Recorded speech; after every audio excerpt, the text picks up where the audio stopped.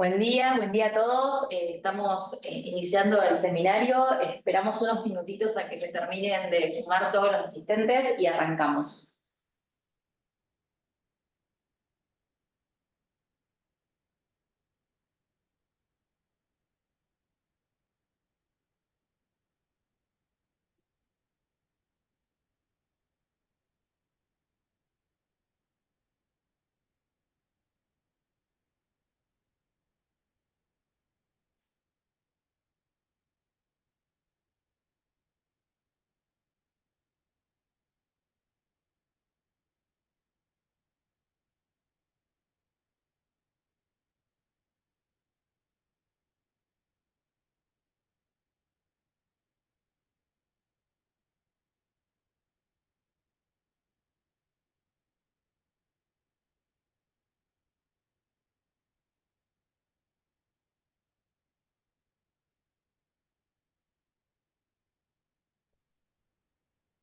Buen día. Estamos esperando a que se termine de sumar todos los asistentes. En un minutito, 2 minutitos arrancamos.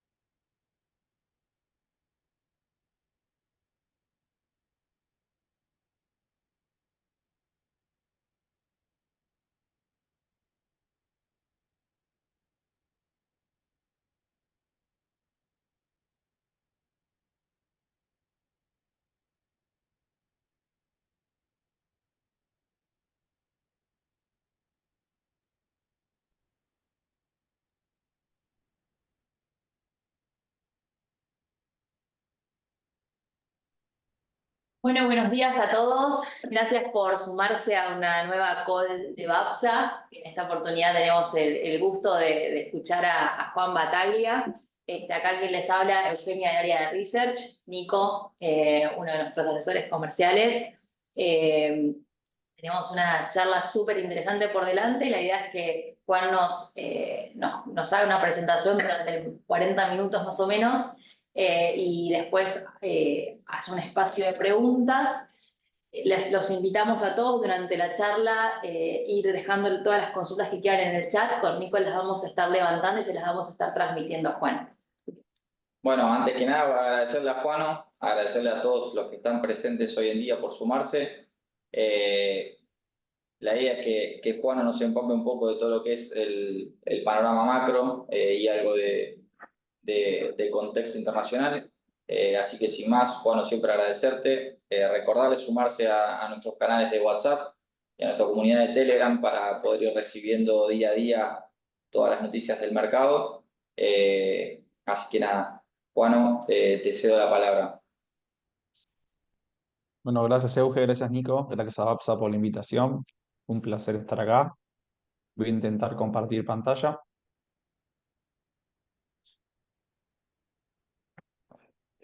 Ahí se ve bien. Perfecto. Perfecto.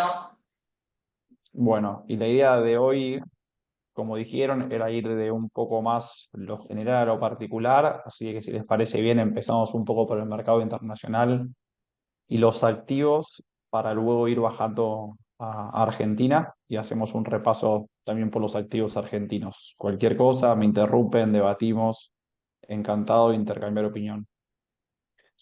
Comenzando con nuestra perspectiva de mercados globales, bueno, lo principal que hay que decir es que la inflación en el mundo se está controlando. Básicamente, en términos generales, tanto en las economías emergentes como en las economías desarrolladas, estamos viendo una buena baja de la inflación. Como se ve acá en el gráfico, la inflación tanto en economías avanzadas como en economías emergentes, la barrita, la línea roja o en promedio en el mundo está descendiendo. Los bancos centrales de los países emergentes, ahora lo vamos a ver, los han hecho de maravilla, y los bancos centrales de los países desarrollados no tanto, han respondido un poco tarde, y ahí creo que hay dos mundos, ¿no? El viejo continente, donde se destaca el Banco Central Europeo y el Banco de Inglaterra, con inflación mucho más controlada, o mejor dicho, con inflación un poco más baja que la Fed, con lo cual nos aproximamos a baja de tasas, tanto en Europa como en Reino Unido. Y en Estados Unidos, donde la inflación viene bajando, pero tiene cierta inercia o tiene resistencia un poquito a la baja, donde tenemos niveles de inflación todavía por encima de la meta. Y eso básicamente, una es por buenos motivos, básicamente porque Estados Unidos está creciendo mucho más que el viejo continente y que Inglaterra, con lo cual eso presiona un poquito más a la inflación. Y en segundo lugar, por motivos no tan buenos, es que Estados Unidos está llevando una política fiscal súper expansiva, ¿no? Y eso complica bastante a lo que es la política monetaria o el accionar de la Fed. Eh, Estamos básicamente en una nueva era, ¿no? Estos son todos los bancos centrales, este es un muy buen gráfico de los chicos de Santander global, que lo que hacen es medir cuándo empiezan las bajas de tipos o las bajas de tasas y cuándo comienzan las subas de tasas. Y para destacar, es los bancos centrales emergentes, ¿no? Fíjense en que Brasil y, y Chile, Brasil sube la tasa un año antes que la Fed en el 2021. O sea, la capacidad de reacción del Banco Central de Brasil fue 12 meses antes que la Fed. El Banco de México y el Banco Central de Chile subieron la tasa entre 6 y 8 meses antes que la Fed. Con lo cual, parte del control más rápido de las economías emergentes es porque tuvieron mucha más capacidad de reacción que los bancos centrales de las economías desarrolladas. Y como se ve acá, ya estamos en celestito, los bancos centrales emergentes ya han comenzado hace meses la baja de tasas, ¿no? Brasil hoy la bajó de nuevo, creo que hoy Brasil bajó la Selic un poquito más. Y en el viejo continente recién vamos a ver ahora a Inglaterra y al Reino Unido bajar tasas.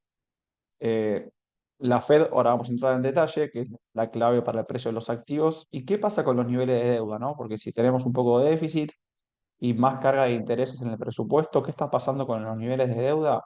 Bueno, sacando China, todos los países han mantenido la deuda sobre el PBI constante. O sea, la deuda no ha aumentado en los últimos 5 años en los países tanto desarrollados como emergentes. Y básicamente, ¿por qué? Sobre todo en los países desarrollados, porque la inflación ha hecho su trabajo. La inflación más el crecimiento real, o sea, el crecimiento nominal de la economía, ha contrarrestado bien lo que es el incremento en los niveles de deuda. Con lo cual acá no habría un problema en términos de nivel de tasas. Pero es una parte de la película.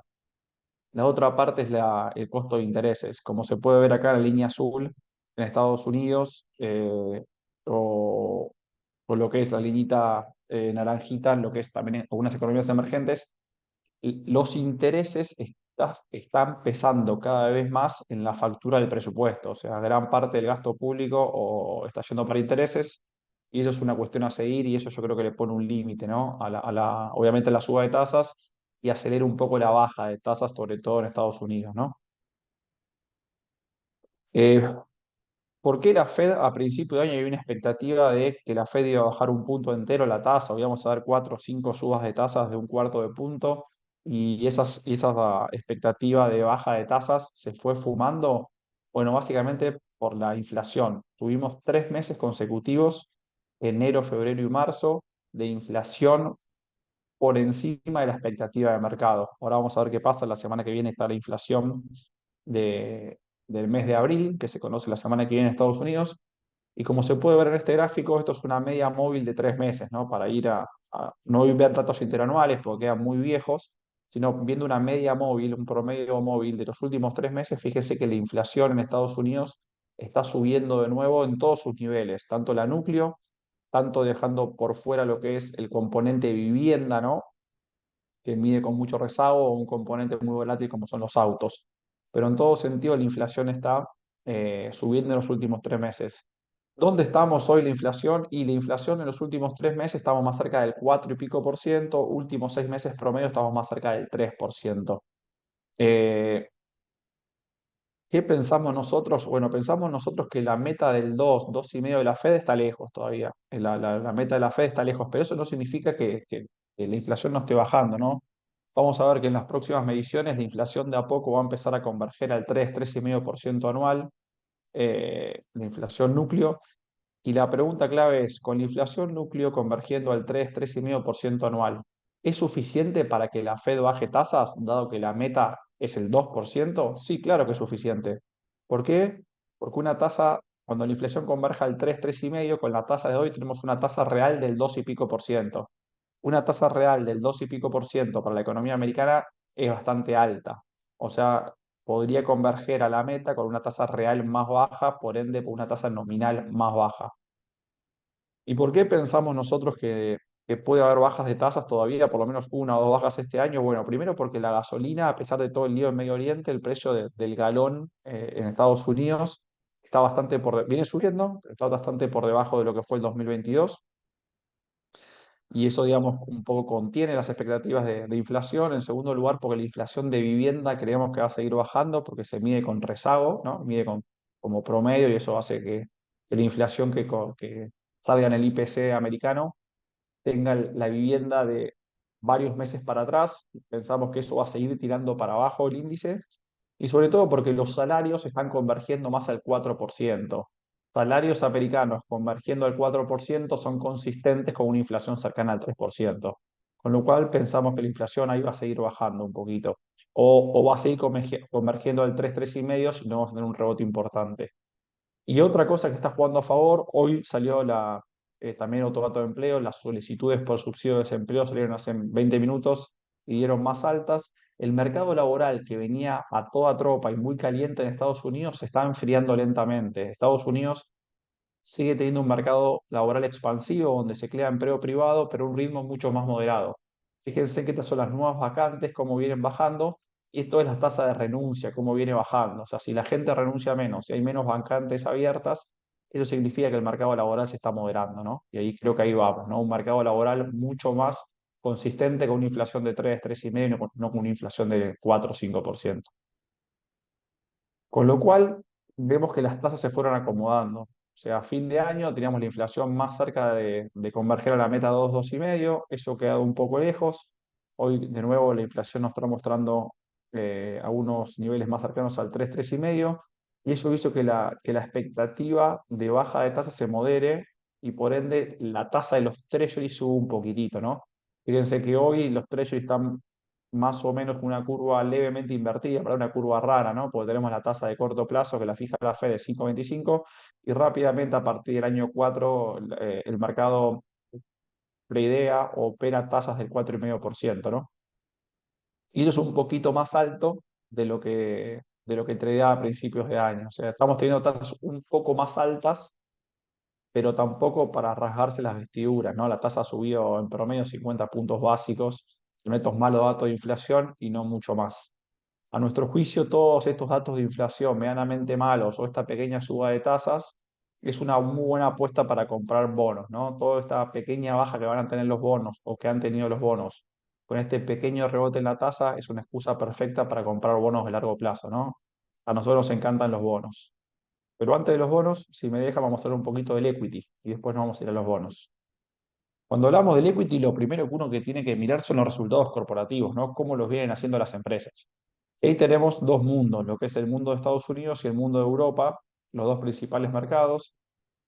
Estados Unidos es un mercado mucho más dinámico porque la economía americana está creciendo, ¿no? Cerca del 3% este año y la economía europea está básicamente estancada, con lo cual resultados corporativos son un poquito reflejo de eso, ¿no? Estados Unidos viene mostrando resultados por acción un poco mejores a Europa. Sin embargo, el gran empuje en los resultados corporativos viene del lado de las barritas negras, que es 7 empresas de las 500 empresas del Standard Poor's, lo que se denomina ahora las magníficas 7, ¿no? Por ejemplo, Nvidia, Meta, Amazon, Apple, Microsoft. Con lo cual, el fuerte empuje en el mercado americano está viniendo de un grupito de empresas. El fuerte empuje en resultados corporativos, o sea, en ganancias. Cuando voy a ver los múltiplos o los ratios de evaluación para ver si las compañías están baratas o no tan baratas o caras, el primero que miramos todos es el price earning, ¿no? El precio ganancias. Cuando uno mira el price earning del Standard Poor's, que es la liñita azul, hoy estamos en price earning cerca de 25, o sea, en principio price earning bastante altos, muy por encima de la media histórica, ¿no? Sacando este es el pico post-pandémico, ¿no? Que subió muy rápido en el mercado. Hoy estamos por encima del promedio. En Europa no tanto, en Europa estamos price earning más cerca de 15, o sea, economía más estancada, resultados corporativos no tan buenos, valuaciones tampoco para nada altas, y están muy baratos los mercados emergentes, ¿no? Tenemos price earning por debajo de 10, eso está muy, acá pesa mucho China, acuérdense que también este índice tuvo el cimbronazo de Rusia, ¿no? Que fue sacado del índice, con lo cual no todo es lo mismo. ¿Qué quiero decir? Estados Unidos en principio algo más caro, en múltiplos, en price earning, Europa más barato y emergente bastante barato, eh, muy influenciado por China, pero no solo China, emergentes baratos. Lo que me gustaría hablar es de esta diferencia. La barrita, la liñita azul con respecto a la liñita celestita. La liñita celeste, eso es el Standard Poor's Equal Weighted. ¿Qué significa? Que eso es las 500 empresas del Standard Poor's igualmente ponderadas, donde cada empresa pesa lo mismo. En el Standard Poor's, la Magnífica 7 creo que pesa entre el 35%, si no recuerdo mal, con lo cual las fuertes valuaciones de esas compañías te llevan a una fuerte evaluación del índice. Pero cuando uno mira las valuaciones sin tomar la ponderación de las grandes 7 empresas, fíjese que los price earnings están incluso abajo de 20, ¿no? Están no muy lejos del promedio de los últimos 10 años. Y eso es cuando yo miro la pantalla del mercado americano y miro algunas acciones y miro los precios, miro los ratios, che, no está tan cara algunas compañías puntuales. Pero cuando miro el índice sí parece un poco más caro los múltiplos. Y eso básicamente es por el peso de esas 7 compañías que tienen múltiplos muy altos, pero bueno, también lo vienen haciendo de maravilla los balances, ¿no?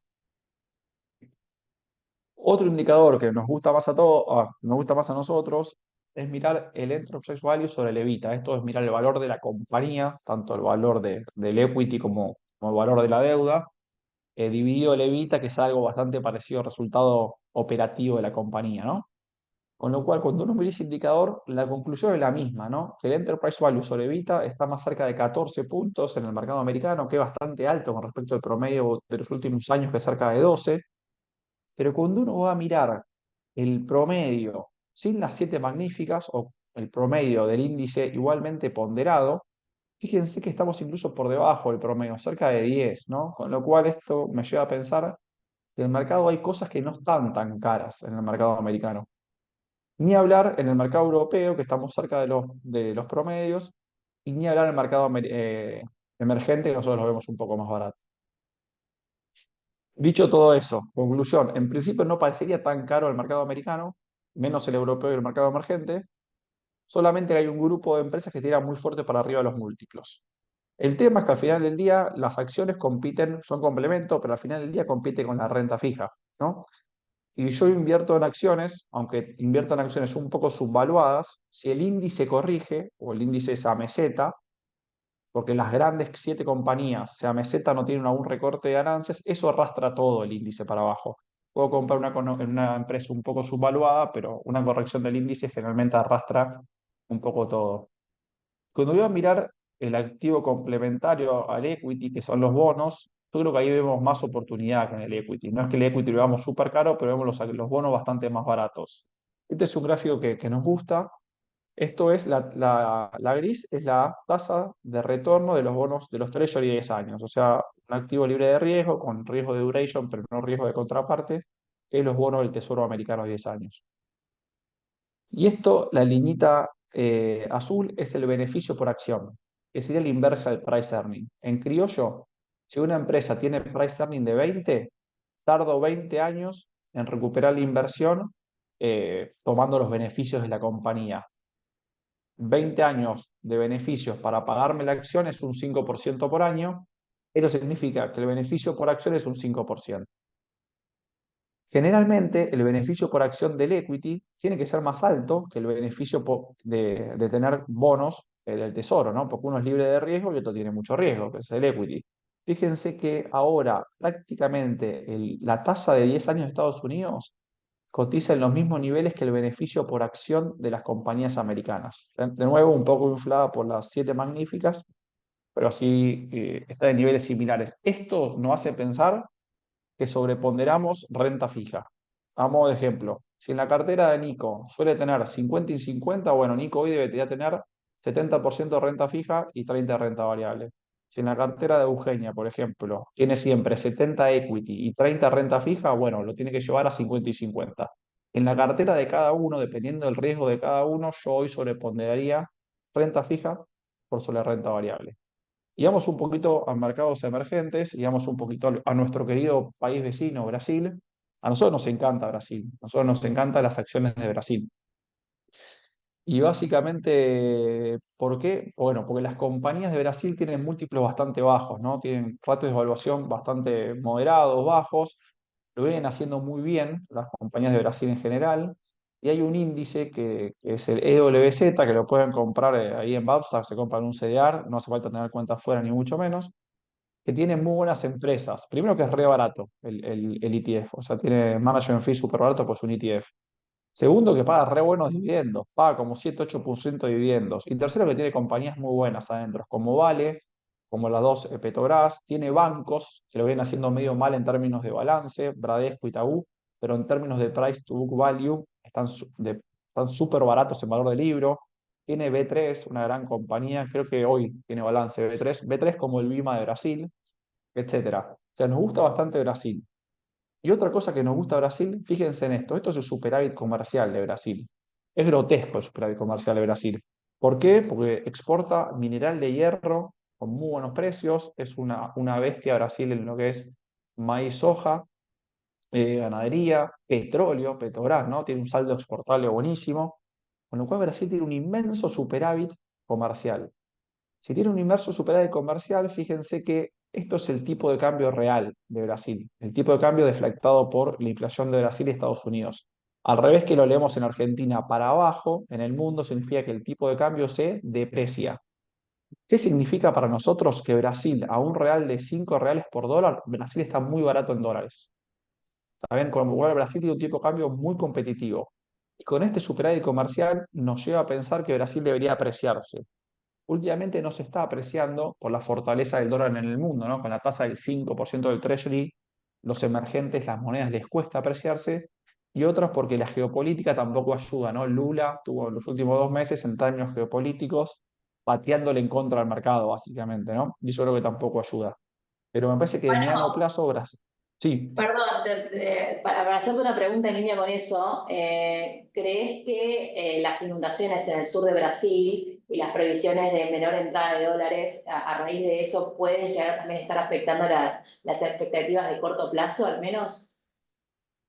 Sí, sí, muy buena pregunta. Me había olvidado el aumento que vimos en la soja, creo que aumentó como $30 en las últimas semanas. Viene por las inundaciones y eso afecta básicamente la parte agrícola. Sí o sí, eso puede afectar claramente. Igual recordar que la matriz exportadora de Brasil, en términos de materias primas, está un poco más diversificada que la nuestra, porque exporta más crudo y exporta mucho mineral de hierro, pero claro que puede afectar. Pero bueno, son oportunidades, ¿no? Esas cuando el mercado te presenta esa oportunidad o Lula diciendo alguna barbaridad geopolítica, el mercado recorta y creo que es el momento de entrar, ¿no? Recuerden que el peor consejo para invertir es la ideología, ¿no? O sea, nunca meter la ideología para invertir, ¿no? Es la forma de perder plata. Pero bueno, nos encanta Brasil, porque si se aprecia el tipo de cambio, a mismo precio en reales, el precio en dólares de las acciones, que es lo que nos importa a nosotros, que manejamos carteras dolarizadas, ¿no? Va a aumentar. Y eso sumado que es un mercado con buenas compañías. Ya puedo comprar compañías individuales o el EWZ es un gran instrumento. Y ahora, si me dejan, pasamos un poquito al mercado local. El mercado local, lo primero que hay que decir es que el mundo jugó un poquito a favor. Estos son los bonos distress, o sea, son los bonos de nuestro club. Lamentablemente, Argentina sigue siendo no el mercado de bonos emergentes, sino el mercado de bonos estresados. ¿Qué significa? Que los que básicamente no tienen acceso al mercado voluntario de deuda ya sea porque tienen un proceso de reestructuración o porque están siendo performing, pagan sus intereses en tiempo y forma, pero la tasa que pagan es prohibitivo emitir nueva deuda. En ese club, este es un índice que creamos nosotros, el que creamos en nuestro equipo de trabajo, ¿no? Metimos Ecuador, Egipto, Salvador, Pakistán y Sri Lanka, para tener un índice, ¿no? Fíjense que el índice de los bonos de estrés parecidos a nuestro club tuvo tuvo casi 2 años muy, muy buenos, de maravilla. ¿Está bien? O sea, de octubre del 22 hasta acá subió un 80%.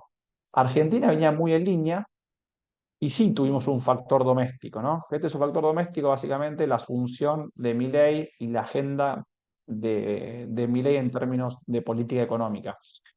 Obviamente la intención de pago, ¿no? Del nuevo gobierno con respecto al gobierno anterior, o sea, la intención de pago también ayuda. Fíjense en que Argentina lo hizo mejor, por ende, el rally de los bonos argentinos, una parte es importado, otra parte es doméstico. Bueno, vamos, ¿se puede seguir comprando o no Argentina estos precios de la renta fija? Bueno, fíjense en que en marzo Argentina estaba muy fuera de la curva, ¿no? O sea, países similares a Argentinas en términos de riesgo crediticio rendían 10 puntos porcentuales menos. De a poco Argentina se está metiendo en la curva, o sea, está rindiendo algo más parecido a lo que su calificación de riesgo amerita. Si yo voy a operar bonos por la calificación de riesgo, estoy un poco en el horno, ¿no? Porque las calificadoras llegan siempre tarde a todo. Con lo cual uno dice, tiene que mirar que es momento de seguir comprando Argentina, es momento de seguir comprando bonos soberanos o hay otras oportunidades mejores. A nuestro juicio, los bonos tienen un precio mucho más razonable que, ¿no? Hoy lo que es la relación riesgo-retorno tiene un riesgo mucho más razonable de lo que era en el 2023, donde los bonos estaban bastante baratos, ¿no? Ex post es fácil decirlo, igual creo que lo hemos dicho acá en la reunión del año pasado, tenían precios demasiado casi irrisorios, ¿no? Los soberanos argentinos. Para adelante yo miraría tres cosas: la parte fiscal, la gobernabilidad y lo que es la política monetaria cambiaria, sobre todo que implica mucho lo que es reservas, y básicamente Argentina necesita reservas para pagar porque tiene mercados cerrados por el momento, ¿no? Con lo cual, a nuestro juicio, la parte fiscal es una gran ayuda, ¿no? O sea, no quiero meterme en la macro, pero yo no tengo ninguna crítica en lo fiscal, todo lo contrario, el gobierno está haciendo lo que puede, lo mejor que puede con las herramientas que tiene. Y es una señal brillante para el mercado, la fiscal. La gobernabilidad, otra señal, creo que otro aire muy, muy bueno. Nosotros nos toca hablar con algunos fondos del exterior, siempre en diciembre, enero, noviembre. Está la pregunta de gobernabilidad y ahora después todo de un gran ajuste fiscal. Ahora los fondos del exterior te preguntan mucho menos por la gobernabilidad. Eso es una muy buena señal alcista para la renta fija. Y después está el esquema cambiario. Yo ahí tengo muchísimas críticas que no vienen al caso, pues una charla de mercado. Creo que es muy erróneo el esquema cambiario actual, pero se está a tiempo de corregir. ¿Está bien? Y dicho eso, es tan fuerte la señal fiscal, es tan fuerte la intención de pago, por cada vez que hay licitación de bonos en pesos, si hay un poquito de rollover positivo, ¿qué hace el Tesoro? Le compra reservas al central para pagar deuda en dólares. Qué señal espectacular, ¿no? Y la gobernabilidad está sorprendiendo para bien a todo el mercado. Con lo cual yo creo que los dos puntos esos sobrepesan sobre el tipo de cambio real o la futura composición de reservas, que es una crítica personal, pero bueno, creo que eso me hace pensar que Argentina puede seguir comprimiendo spread, está bien, comprimiendo riesgo crediticio. Bueno, y te hago una pregunta de corto plazo, y precisamente en línea con la señal de gobernabilidad. ¿Crees que el resultado de la ley de bases podría dar algún impulso adicional a dar más crédito a la gobernabilidad y a su vez a convalidar todavía más ese éxito fiscal, ¿no? Porque te da más margen de acción para seguir trabajando? ¿O crees que ese éxito ya está descontado en los precios actuales de los bonos?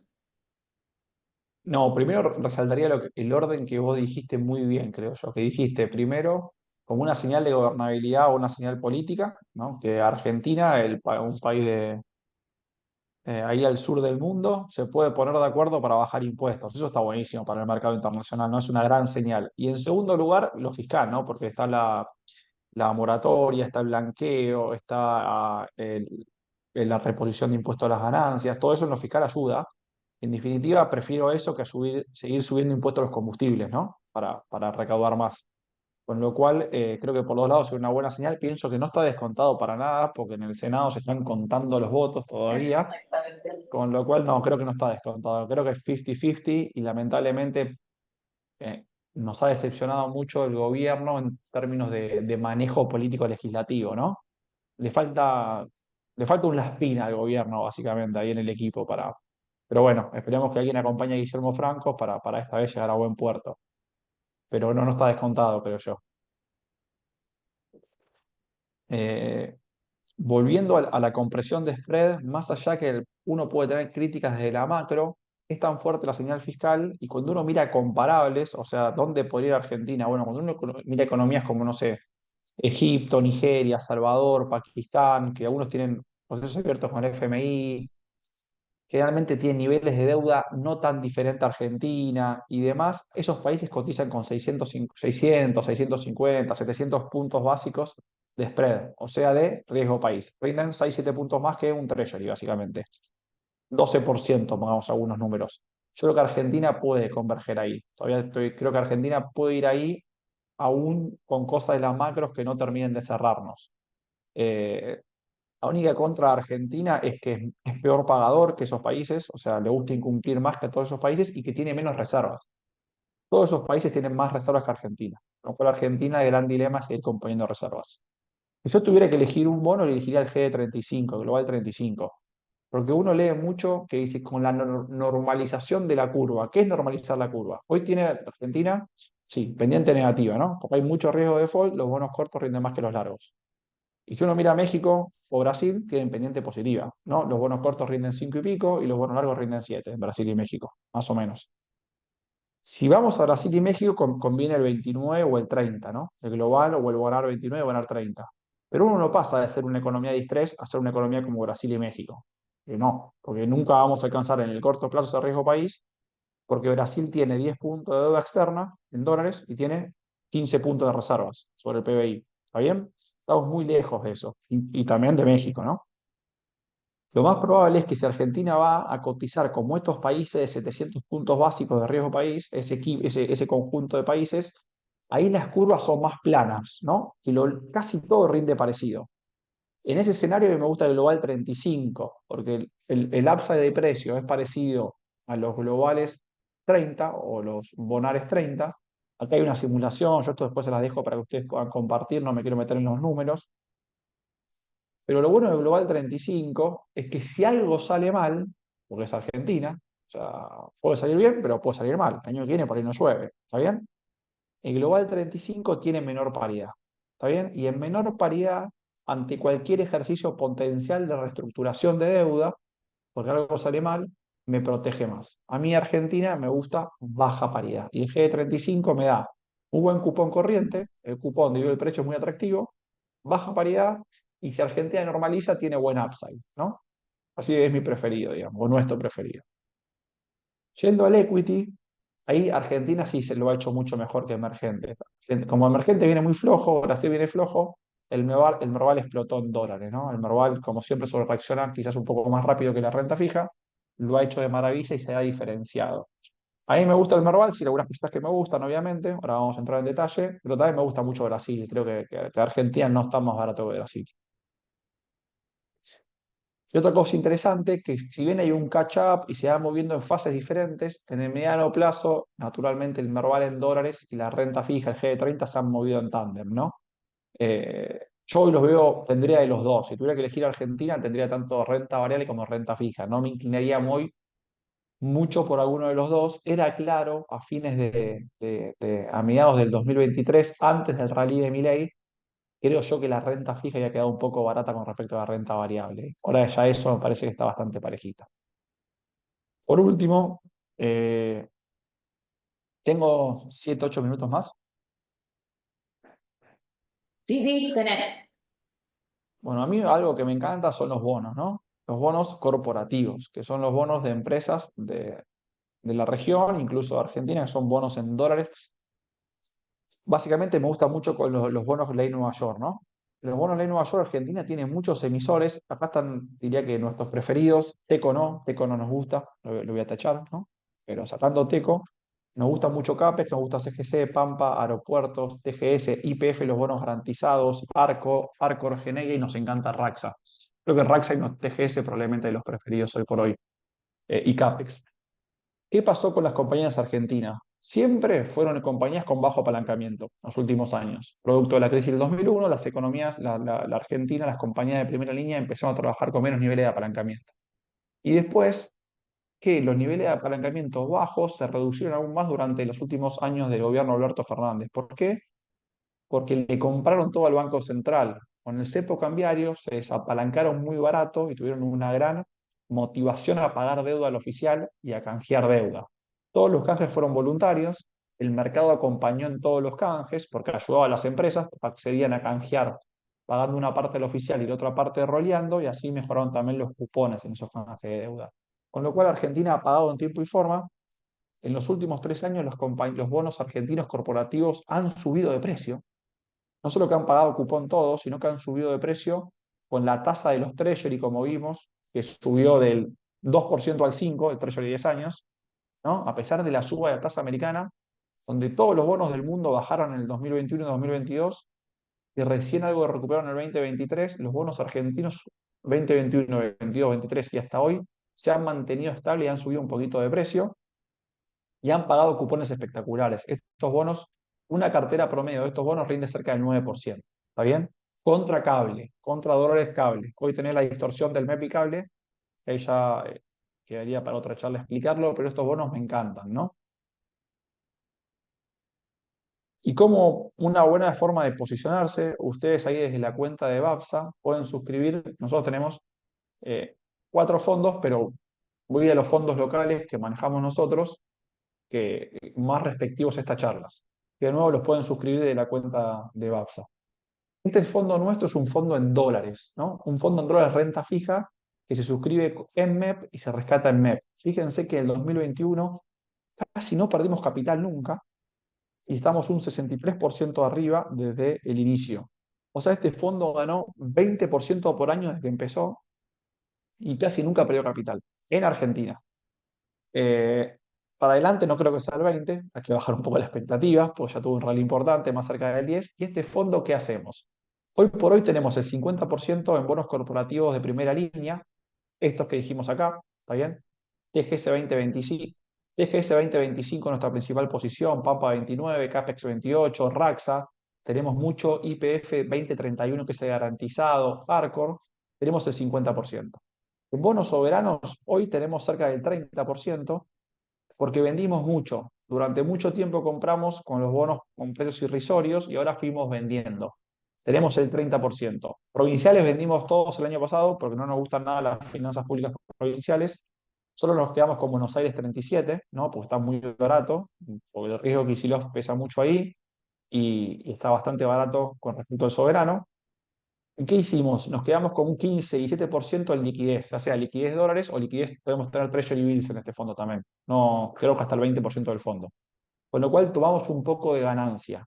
Si el soberano recorta, vamos a seguir comprando soberanos, también con Treasury Bills. Si el soberano sigue para arriba, bueno, aumentaremos un poquito más los Treasury Bills. Lo bueno de este fondo que es, fíjense que desde el inicio, esto si yo he comprado el fondo, hubiese comprado G30. Fíjense que hubiese tenido punta contra punta el mismo rally, 60% en dólares del 2021, pero fíjense que yo en G30 llegué a tener a casi la mitad del capital con la volatilidad. Fíjense el fondo, como casi nunca perdió capital. Y esto básicamente es por los bonos corporativos que son muy firmes en paridad en general, y en las bajas de mercado, en esta baja de mercado del soberano, el fondo siempre compra. Y en la suba siempre vende. Con lo cual, si el G30 vamos a un riesgo país mucho más bajo, el G30 lo va a hacer mejor que el fondo, pero si hay volatilidad, altibajos y demás, nos gusta mucho más el fondo, mucho más estable. Otro fondo que pueden suscribir de BAPSA es nuestro fondo de acciones. Se llama renta mixta porque en el momento cuando lo creamos en el 2018 queríamos poner un poquito de tasa, ¿no? Pero básicamente es un fondo de acciones que tiene casi 75% en acciones argentinas y 25% en CDRs, que es lo máximo que nos deja la regulación. Este fondo, fíjense que desde el inicio subió casi un 50% más que el Merval. Desde el inicio del 2018, el Merval subió un 4.200% y este fondo subió un 6.500%, o sea, le ganó muy sobrado el Merval. Fíjense cómo le ganamos al Merval. Y no solamente eso, fíjense que el desvío estándar, o sea, la volatilidad del fondo es 38% anual. La volatilidad del Merval fue 48% anual. No solo que le ganamos en desempeño al Merval por mucho, desde el 2018, es un fondo que tiene 6 años ya, sino que lo hicimos con mucha volatilidad. El último año lo ha hecho mal, que significa que el Merval le ha ganado al fondo. ¿Está bien? Lo ha hecho mejor el Merval, pero el fondo obviamente ha tenido menos volatilidad. ¿Qué significa esto? Que si el Merval sigue subiendo como loco por los últimos 3 meses, el Merval le va a ganar al fondo. Porque el fondo en las grandes subas toma un poco de ganancia, hace tasa de interés, ahora no, porque no hay tasa, con lo cual eso lo vamos un poquito más a CDRs para cubrirnos a diferentes CDRs. Pero si el camino hay volatilidad o el Merval presenta algún tipo de recorte y demás, el fondo lo va a hacer mejor que el Merval para nosotros, por lo tanto nos gusta mucho. ¿Qué nos gusta? Bueno, los principales 4 tenentes, hoy muy fuerte Texar, creo que estamos en el 14% ya de Texar con las compras de esta semana, que falta por sumar acá. Nos encanta TGS de largo plazo, nos encanta. Pampa y Cepu, tenemos algunas posiciones más chicas, quizás no tan conocidas como Ledesma y Capex, para tener algo diferenciador que nos gusta. Y también tenemos en lo que es CDRs mucho Mercado Libre y Petrobras. También, pero este fondo también lo ha hecho muy bien, relación riesgo-retorno muy superior al Merval, y lo pueden suscribir con los pesos de Desbapsa. El otro fondo lo tienen que suscribir con dólares. Bueno, yo ya terminé. Llegué, quedamos abiertos a preguntas. Buenísimo, Juan, como siempre, acá tenemos algunas preguntas para transmitirte. Nos pregunta Pedro, volviendo a los bonos soberanos, ¿por qué G de 35 y no G de 41? Bueno, están muy similares, ¿no? Creo que está muy bien el punto. En paridad están casi similares. En renta corriente, ¿la renta corriente qué es? El cupón dividido el precio, o lo que voy llevando, el cupón de todos los años dividido lo que pongo. En renta corriente, fíjense en que el G35, acá, ¿lo ven? La renta corriente, que está en el cuadrito acá verde, es un poquito mayor que la de G41, pero es casi indiferente. O sea, muy buena pregunta, nos gustan los dos. Y a favor, creo que era Pedro, creo que preguntó, el G41 tiene mejor contrato. O sea, si se pudre todo en Argentina, Dios quiera que no, vamos a un canje conflictivo, que yo no lo veo, pero puede ser que hay que cubrirse. El G41 tiene contrato de los bonos del 2005, Indexure 2005, que es un poco un contrato mejor para el tenedor de bonos que el contrato que tiene G35, que es el contrato 2010, no, 2016, perdón. Con lo cual, es muy buena la pregunta y diría que casi indiferente con el G41. Es más líquido el Bueno, 35. Sí. Exacto. sí, yo creo que ahí se basa también en una cuestión de liquidez más que nada. Eh, Ujú. ¿Qué tenés para decirnos sobre el tipo de cambio? Que es una pregunta recurrente de clientes del agro y conocidos, que están un poco desconcertados con el tipo de cambio. Eh, bueno, yo creo que uno puede pensar dos cosas, ¿no? Una economía necesita un tipo de cambio real, algo más competitivo, ¿no? Para crecer en el mediano plazo, sobre todo para generar empleo en el sector no transable, ¿no? Porque la pampa húmeda es reproductiva, ¿no? Oil and gas es reproductivo, después vamos a hablar un poquito de oil and gas de los números. Pero después queda el otro 50% de las expo, o si querés, el cordón industrial del conurbano de Buenos Aires, Rosario y Córdoba, que si querés competir con este tipo de cambio no le vendes nada a nadie, ¿no? O va a ser muy difícil venderle algo a alguien. Y para que tengas una idea, el tipo de cambio que el ministro dijo de la convertibilidad a 600 pesos de confianza, en ese entonces Argentina tenía un 50% menos de presión impositiva. O sea, Argentina tenía 10 puntos del PBI menos de presión impositiva a finales de la convertibilidad, y aún así con ese tipo de cambio la convertibilidad explotó. ¿Qué quiero decir? Que ese tipo de cambio yo no lo veo para nada Argentina, y me parece que llegar ahí sería más una señal de venta de los bonos, ¿no? Porque anticiparían otra devaluación fuerte. Pero eso es lo que dicen. Después hay que ver lo que van a hacer. Uno puede pensar, bueno, si te van a devaluar en algún momento del año para sacar el cepo, no te lo van a decir, ¿no? Eh, eh, Te deberían sorprender.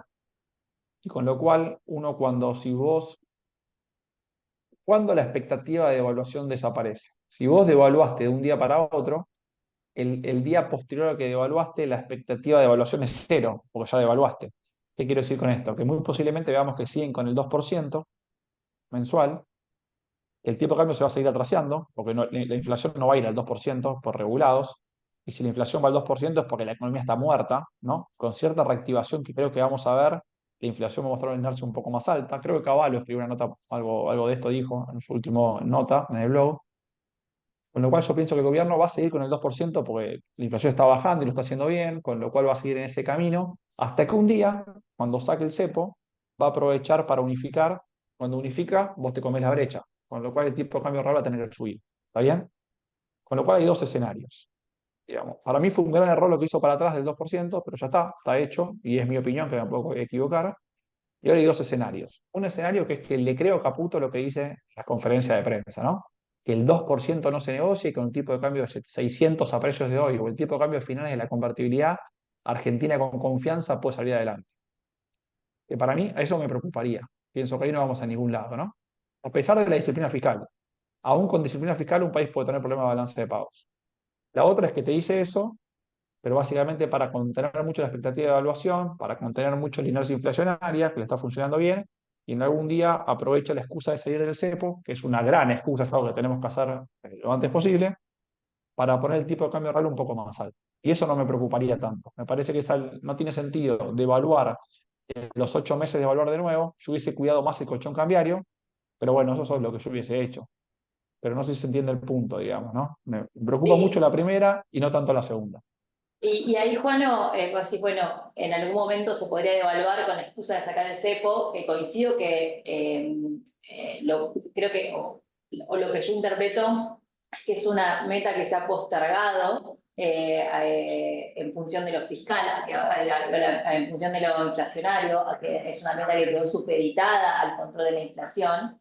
Pero bueno, cuando llegaba el momento en que el SOTE eliminar el cepo, ¿cuál va a ser ese tipo de cambio de convergencia? Porque por otro lado también tenés los tipos de cambios financieros muy controlados. No, tampoco podríamos, hasta qué punto se podría considerar que el CCL es un tipo de cambio que podría aspirar el tipo de cambio oficial. Sí, ahí creo que es clave, ¿no? Yo ahí no creo que no está tan malo que hace el gobierno no apurarse en tanto en un sentido que todos los países, toda la política económica de un país, lo primero que mira el Banco Central es la paridad de tasa, ¿no? ¿Qué tasa de interés necesito para tener tranquilo el mercado de cambios si es que por alguna forma la gente empieza a demandar la divisa contra la moneda local? En Argentina nos olvidamos de la paridad de tasa porque hay cepo, ¿está bien? Pero ¿qué pasa? En un país, Argentina saca el cepo, supongamos, y por X motivo se calienta el mercado de cambios, porque lo saca en diciembre, noviembre y no hay lluvia. Ejemplo, una vez que calienta el mercado de cambios, vos con la tasa es muy difícil calmar el mercado de cambios en Argentina. Con lo cual, ¿qué tenés que tener? Reservas para poder vender. Con lo cual, si bien la tasa va a hacer que sea un instrumento, el día que saquen el cepo, va a entrar la tasa, también va a necesitar reservas. Y yo creo que el gobierno está esperando un poco eso, aprovechar un poco la cosecha y demás para poder tener reservas y no solo hacer política monetaria sin cepo y usar la tasa, sino también poder hacer política cambiaria. Si el tipo de cambio se va en demasía, tener algunas reservas por lo menos para bajar de volatilidad el tipo de cambio, ¿no? El gobierno ha Eh, hablado de 15.000 millones de dólares que necesitan para salir del cepo. Ujú.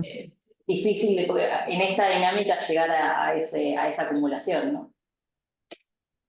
Sí, eso sería, si yo hago bien la cuenta, 15.000 millones de dólares.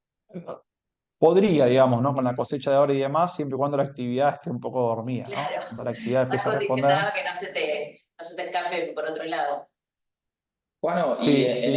en este contexto, también faltó hablar de todo lo que es la curva pesos. Aprovecho acá para hacer mención a nuestros fondos, a nuestro money market, a nuestro fondo T1, que son instrumentos súper adecuados para colocar los pesos de corto o mediano plazo. Pero ¿cómo ves la curva SER, yendo más a los instrumentos en particular?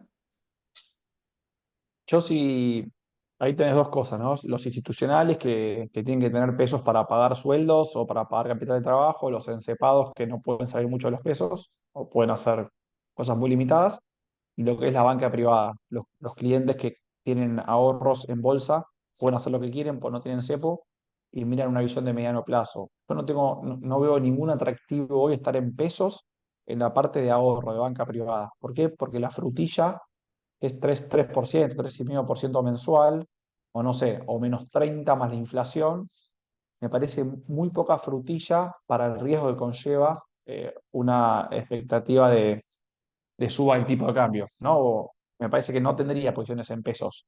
Si quiero tomar riesgo argentino, porque pienso que va a ir todo mejor, no iría a pesos, iría a acciones. ¿Para qué voy a hacer, no sé, -40 más R o 4%, 3% en pesos mensual? Si soy optimista, compro acciones, así directamente, ¿no? Como ahorrista privado de mediano plazo. Las empresas, sí, sí, creo que tienen que diversificar. Yo no. Lo único que diría para las empresas y los encepados, tendría cuidado con la salida del cepo, ¿no?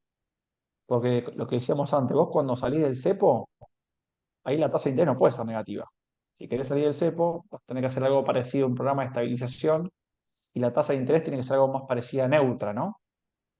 Con lo cual, me parece a mí que cuando empecemos a ver tasas reales más altas, me parece a mí que los instrumentos en pesos a mediano plazo y largo plazo, por ejemplo los SER, o una letra muy larga, todavía no hay letra larga, pueden sufrir bastante, ¿no? Con lo cual yo ahí tendría un poco de cuidado. O sea, no me iría a posiciones muy altas, muy largas, si pienso que van a salir el cepo en algún momento, ¿no? Clarísimo, Juan. Hay varios participantes de la charla que nos están preguntando un poco por contexto internacional, preguntan por China, por India y por Japón. Bueno, Podríamos dar otra charla con esa, pero sí. De India no sé nada. Sé que su mercado vuela, sube, que la economía lo hace bien, que es el presidente con mayor apoyo a nivel global, pero no me puedo meter porque no sé mucho el mercado indio. Y de Japón, digamos, básicamente lo que uno tiene en Japón es re interesante, ¿no? Porque tiene hace 40 años un escenario de trampa de liquidez, donde es una economía deflacionaria, donde no podía salir de ese estancamiento porque la economía, la gente ya no tenía familias muy reducidas y ya, digamos, el crecimiento poblacional era nulo, una tasa de ahorro gigante que te llevaba a que nadie consuma y todos ahorren y la economía estaba estancada. Creo que Japón lo que pudo hacer ahora, gracias a que Estados Unidos, Europa e Inglaterra subieron mucho la tasa, Japón la dejó quieta y pudo salir de ese escenario por lo menos en el corto plazo. Tuvimos una gran devaluación de la moneda japonesa, la inflación está súper moderada, con lo cual pudo salir de esa trampa, por lo menos en el corto plazo. Y esa trampa, ¿por qué se devaluó tanto la moneda japonesa? Por el diferencial de tasa. O sea, el diferencial de tasa era 0 contra 2 o 0 contra 1,5, Japón 0, monedas duras 1,5, y ahora es un cuarto Japón contra 5 puntos o 4 puntos de las economías desarrolladas. ¿Entiendes? Yo creo que esos son los diferencial de tasa. Lo cual y miraría empresas japonesas, han subido mucho, pero las miraría, ¿no? Sobre todo las que son productoras, Toyota, típica empresa que produce mucho en Japón, ¿no? O sea, hoy Toyota producir autos es bastante barato, es muy competitiva. Con respecto a China, sé que está todo el tema regulatorio y demás, y que es para poner una porción chica de la cartera y demás. A mí algunas evaluaciones ya me parecen un poco increíblemente baratas, ¿no? Pueden comprar MG, donde ahí no tienen riesgo de una empresa, es como el EWZ de Brasil, ¿no? O a una empresa en particular. A mí la empresa en particular que más me gusta es Baba, ¿no? No solamente por todo lo que es e-commerce, medio de pagos electrónicos, ¿no? Baba es bastante parecida a Mercado Libre, ¿no? En ese sentido, es la más parecida en términos de unidades de negocio, sino también porque Baba empezó a hacer recompra de acciones y está recomprando cerca como un 2 o un 3% de las acciones por año. O sea, es mucho eso. Es como lo que recompra Apple hace bastante, ¿se entiende? Eso es buenísimo. Y también porque Baba tiene un negocio que hay otras que no tienen en China, que es el negocio de cloud, ¿no? Que es el negocio de almacenamiento de datos, que es lo que tiene fuerte Amazon y Microsoft con Azure. Con lo cual me parece a mí Baba a mí me encanta, me gustaba en 110 y 120 y creo que vale 80 ahora. Así que el timing no fue del todo bueno, pero me sigue gustando Baba, ¿no? buenísimo, Juan. Bueno, y en cuanto a la renta fija corporativa local y todos estos pesos encepados, la realidad es que la demanda de las ONs ley local no ha sido del todo genuina, obviamente por una cuestión de cepo. ¿Qué opinión te Ujú. merece? ¿A dónde irán a parar estas estos bonos corporativos en un contexto de levantamiento de cepo. Bueno, muy buena pregunta. Ahí, si se acuerdan, en principio parece algo parecido con la demanda de bonos corporativos Dollar Link del año pasado. ¿Se acuerdan que se tiraba de cabeza el Sí, mercado? Bueno, ahora no los quiere nadie esos. Pero eso porque eran una diferencia de duration. Eran bonos tan largos, hoy con la baja de la expectativa de evaluación, ese bono quedó muy largo y la paridad quedó media baja. ¿Está bien? Estos, las últimas emisiones que yo vi de Argentina, hay una gran diferencia, que son cortas. Salió Raxa, salió el Petrol, salió Capex y alguna más que no me acuerdo el último mes.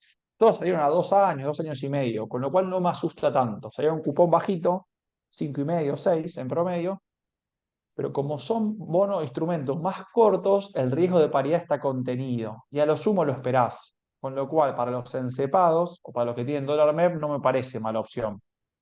Porque a lo sumo esperás un poquito, que no es tanto, 2 años, y la corta duration te hace que la probabilidad de baja de paridad esté mucho más acotada, ¿no? Siempre hay cosas buenas, no compraría, sí, sí, ser selectivo. eh, sí, no compraría bonos de MSU de Argentina, porque me dan un punto más. Prefiero comprar los que dije, ¿no? Eh, Otra cosa que te juega a favor de eso es que hoy la diferencia entre el cable y el MEC es como un 4,5%, con lo cual cuando hago esa si yo pienso que esa diferencia se va a reducir, no está mal comprar bonos al MEP, porque no convalida un cable tan caro, no sé si soy claro, ¿no? Sí, sí, perfecto. Clarísimo. Hay varias personas que nos están preguntando sobre el fondo en dólares, para repetirlo. No sé si querés hacer como algún comentario, pero sí sepan que la presentación queda grabada y vamos a estar subiendo el link a nuestros canales de comunicación, que ya compartimos los accesos a través del chat. Y además, cualquier consulta sobre este fondo nos pueden contactar y les damos más información. No sé, igual eso. No sé si Juan querés como hacer como un comentario de cierre porque No, están preguntando mucho. el fondo este lo hizo muy bien, yo creo que lo va a seguir haciendo bien, 20% anual para adelante no va a dar, obviamente, ¿no? La tasa de retorno es 11-12% para adelante, es una muy buena tasa y es algo mejor que los bonos soberanos para todos aquellos que quieran menos volatilidad en dólares, ¿no? O sea, esto va a tener mucha menos volatilidad en dólares. Si damos un riesgo país muy reducido, no lo va a hacer tan bien como el soberano, pero sí lo va a hacer bien en términos de retorno y riesgo, volatilidad. Y lo bueno de esto es que uno se desentiende, porque nosotros compramos las mejores empresas, hablamos con todos los CFOs, seguimos los balances, hacemos reportes y demás, y es un portafolio bastante, digamos, dinámico, administrado. Y lo bueno es que uno tiene un saldo en la cuenta MEP, habla con los chicos con los comerciales de Babsa y automáticamente se suscribe, se paga en el día y se rescata en 48 horas. Todo al MEP y es re fácil y en la página de internet de 6C Administradora de Fondos pueden ver todo, el fact sheet, la composición, la estrategia, todo eso es público, ¿no? Así que no me parece una mala opción, a mí me parece una buena opción para los fondos ociosos en dólar MEP. Sí, la verdad que muy buen fondo.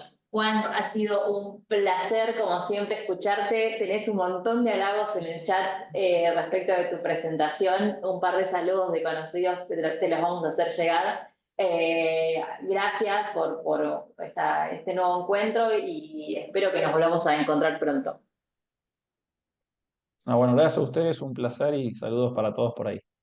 Bueno, Gracias, muchas Juan. gracias. Recuerden que la charla queda grabada, así que la pueden volver a ver cuando quieran y compartirla a los que no se hayan podido sumar. Muchas gracias a todos.